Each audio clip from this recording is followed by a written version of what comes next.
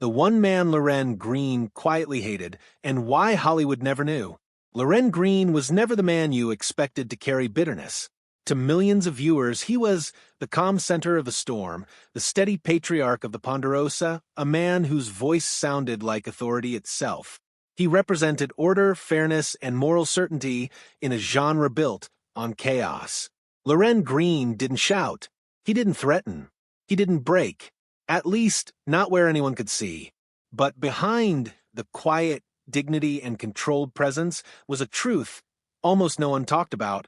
For years, Lorne Greene carried a list in his mind. Not written, not spoken. A list built for moments when respect was stripped away, when his life's work was reduced to a punchline, when Hollywood reminded him that legacy could be erased with a single sentence. He didn't lash out. He didn't retaliate. He simply remembered.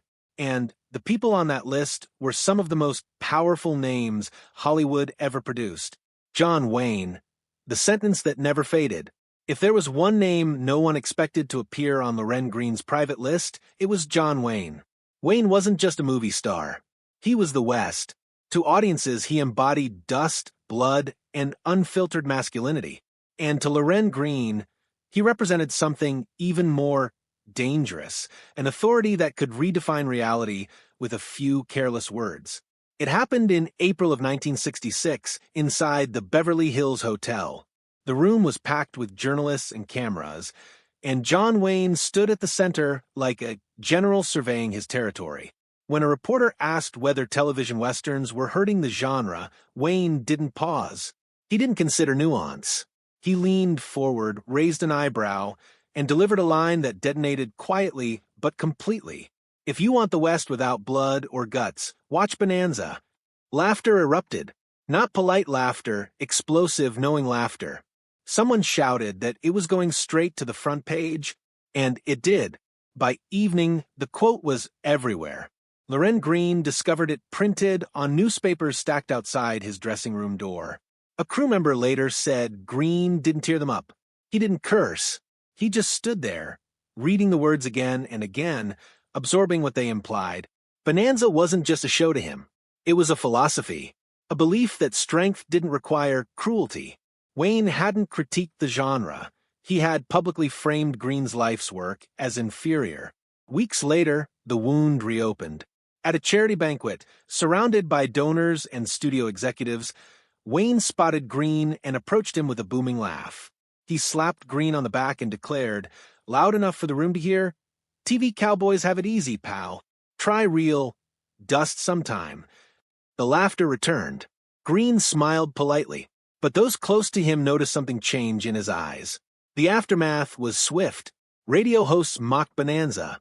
Columnists compared the two men mercilessly, Wayne as authenticity, Greene as compromise. NBC pressured Greene into interviews to correct perception, which only made the situation worse. Wayne never clarified his words, never softened them, never acknowledged the damage. Years later, Greene admitted something that revealed just how deeply it cut. He made me feel like a guest in my own genre. That feeling never left him. Clint Eastwood, the man who replaced his world. If John Wayne wounded Lorne Greene, Clint Eastwood displaced him. By the early 1970s, Hollywood was changing. Morality was no longer fashionable. Certainty was boring. And Clint Eastwood was the symbol of that evolution, cold, quiet, and unapologetically ruthless. The moment that began Greene's resentment happened in late 1971. Eastwood was promoting Dirty Harry when a reporter referenced the moral cowboys of television. Everyone in the room knew exactly who that meant. Eastwood didn't dodge the implication. He leaned forward slightly, offered a half-smile, and said, "Real cowboys don't preach. They survive." Greene read the quote in silence. He closed the magazine slowly, too slowly. To him, it wasn't a comment about character types. It was an indictment of everything he stood for. But the real blow came later at a studio backlit party. Someone casually asked Eastwood what he thought about the Cartwrights. Eastwood shrugged, smirked, and replied, "They're the polite West. I'm not." It wasn't shouted. It didn't need to be. Almost immediately, the narrative shifted. Magazine columns labeled Eastwood the future and Greene the past. Executives questioned whether audiences still wanted moral heroes. Directors argued that grit sold better than guidance. Greene watched admiration move, not out of disrespect, but evolution. And that evolution pushed him further from the center. He never confronted Eastwood, never responded publicly, but in private he admitted the truth. He didn't attack me, Greene said. He replaced the world I belonged to. That wound never healed. Michael Landon, the son who took the throne. No betrayal cut deeper than the one that came from inside the Ponderosa. Michael Landon wasn't just a co-star. He was family, the son figure who grew up under Greene's on-screen authority. And that made what followed almost unbearable. In late 1966, while Greene focused on keeping the production disciplined and unified, Landon began shifting gears quietly. He started writing scripts on his own, sending them directly to the network, bypassing the established hierarchy. When NBC approved one, instantly, Landon walked onto the set, holding the letter like proof of destiny. "Looks like they're ready for something new," he said. Greene froze, just long enough to understand what was happening. This wasn't creativity. It was a declaration. Over time, Landon wrote more episodes, pushed for emotional storylines centered on younger characters, and gradually reshaped Bonanza into something unfamiliar. The spotlight moved. NBC praised the changes. Greene watched his character become secondary. The breaking point came during a script meeting in 1972. As Greene flipped through the pages, his expression tightened. Ben Cartwright, the man who built the Ponderosa, had been reduced to a background presence. Landon met his gaze and said calmly, "The audience wants a new direction." Greene didn't argue. He placed the script on the table, stood up, and walked out. A producer later said the silence in that room felt physical. After that day, the set split. Some followed Landon's momentum. Others still believed Greene was the heart of the show. Magazines crowned Landon the new architect of Bonanza. Privately, Greene admitted something devastating. "He took nothing from me intentionally," he said, "but somehow he took everything." Pernell Roberts, the man who challenged him out loud. Unlike the others, Pernell Roberts didn't hide his conflict with Lorne Greene. From the start, Roberts treated Bonanza not as family drama, but as ideological battleground. And Greene was always at the center of his fire.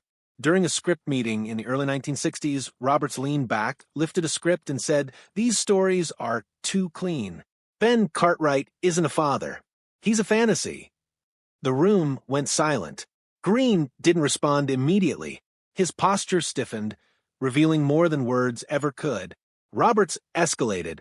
He criticized the writing, the tone, and especially Greene's character. During one heated meeting, he slammed a script down and said, "Adam can't grow because Ben won't let him." Greene finally replied, quietly but firmly, "Adam chooses family. That's not weakness." Roberts walked out. The tension spilled beyond meetings. Roberts skipped promotions, avoided appearances, and left Greene alone to defend the show's unity. NBC begged Greene to keep the peace, forcing him into a mediator role he never wanted. Then came the interview that sealed it. Roberts told a major newspaper, "I don't believe in Ben Cartwright. He's too perfect to respect." To Greene, that wasn't criticism. It was character assassination. He never forgave Roberts. Guy Williams. The day Lorne Greene walked away. The final name on the list wasn't the most famous, but it tested Greene's discipline more than any other. Guy Williams arrived for a guest role in late 1967 with spectacle instead of humility. He tipped off photographers, arrived in a convertible, and treated the set like a premiere. Crew members whispered. Greene watched quietly, jaw tightening. Then came the retakes. Endless retakes. Williams demanded adjustments, not for performance, but for vanity. He repositioned lighting, angles, even Greene's body placement. During one scene, Williams declared, "We'll redo it. My character leads this moment, not Ben Cartwright."